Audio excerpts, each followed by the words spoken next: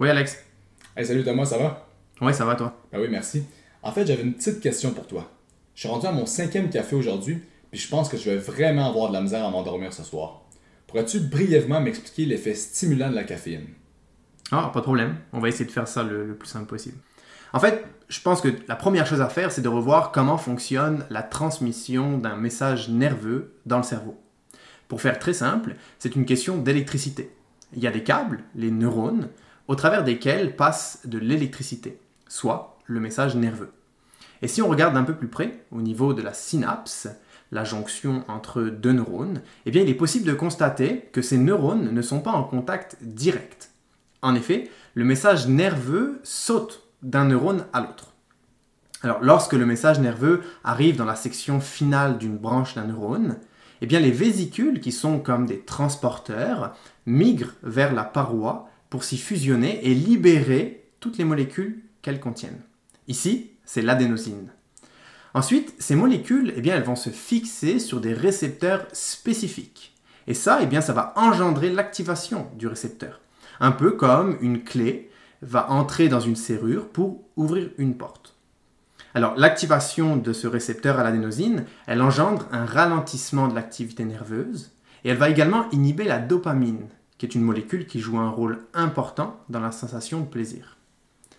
Avant de comprendre comment la caféine agit au niveau du cerveau, il faut mentionner que ce dernier dispose d'un moyen de se protéger face à des substances toxiques, voire dangereuses.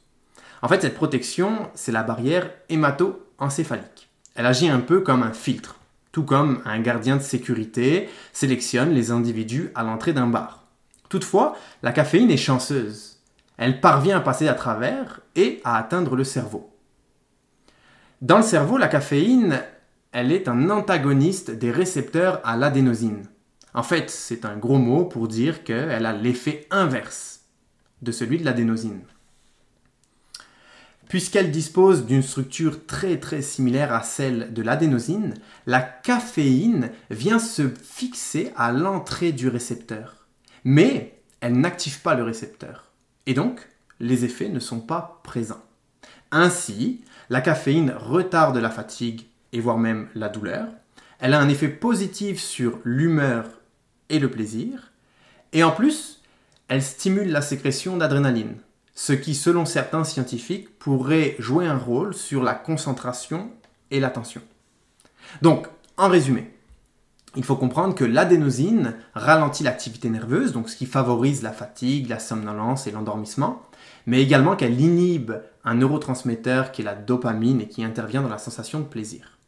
Et qu'à l'inverse, la caféine, eh bien, avec son rôle antagoniste ou son rôle opposé, eh bien, retarde la fatigue, la somnolence et l'endormissement, voire même la douleur, et donc augmente la sensation de plaisir. Alors bien entendu, la caféine a d'autres effets physiologiques sur d'autres tissus dans l'organisme, mais généralement, l'effet sur le cerveau est celui qui est le plus présent dans la littérature scientifique. Donc, j'ai essayé de faire ça le plus simple possible. J'espère que ça t'aide, Alexis, et je te souhaite une bonne soirée. Oh, merci Thomas pour l'information, ça va être vraiment à comprendre l'effet stimulant de la caféine. Si jamais j'ai d'autres questions, mais je te rappelle. Ok, bye. Super, merci, bonne soirée là.